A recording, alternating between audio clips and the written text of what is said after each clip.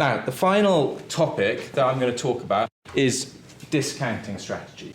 And what I want to talk through is a bunch of ideas that will support those of you who are interested in giving away less when you're negotiating in terms of discounting. So the first one is standardization and transparency.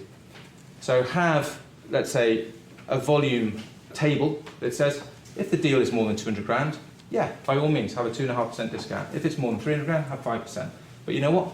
All of my clients can have this. And even if you don't know about it, I'm going to tell you about it because that's how I do business, okay? So I'm transparent and it's standardized.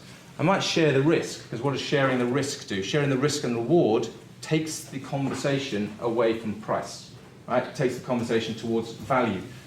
Sell on value is another key tactic to be able to distract the conversation about cost and price. Because ultimately, hopefully you're all asking the question, if we're just able to solve this problem for you, Mr. Client or Mrs. Client, the point is, what value will I create for you if I solve your problem? Right? That's the conversation that you want to be having, not about price. If you haven't benchmarked your rates recently, then that's a very valuable exercise to do. You'll hopefully have insight within your teams that you can glean on.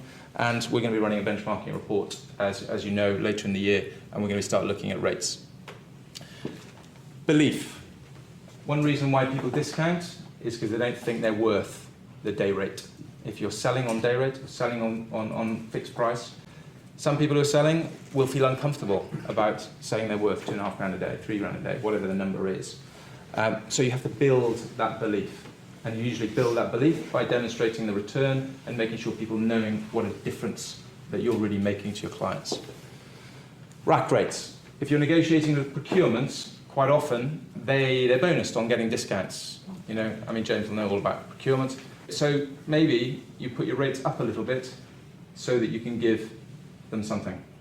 Because ultimately they need to go back to their people and say they've got their 5% off. So maybe you push your rates up a little bit. Hopefully, if you do your benchmarking, you find out you're not that expensive, then maybe you've got room to do that. I'll jump on to GM targets, gross margin targets rather than revenue targets, or as well as revenue targets. If you have got a split sales delivery model and people are selling and therefore discounting because they want to get the deal in, target them on gross margin. That's going to put some brakes on, or, in fact, there should be another one up here, that I missed, or you put in place a formal approval process. So if my account directors were selling business and they were coming outside of the parameters that I'd set in terms of the standardized, transparent model that we created, then they needed my approval to go below. Which also creates a nice dynamic with the client to say, look, I'm not in a position to be able to take that any further, but I'll have a conversation with my CEO. I can make a decision then if I want to allow further discount, because I think it's a strategic opportunity to get into Google or whoever it may be.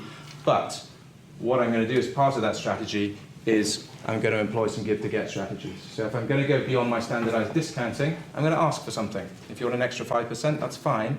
You commit to entering an award and giving us a video testimonial about the difference that we make in partnership.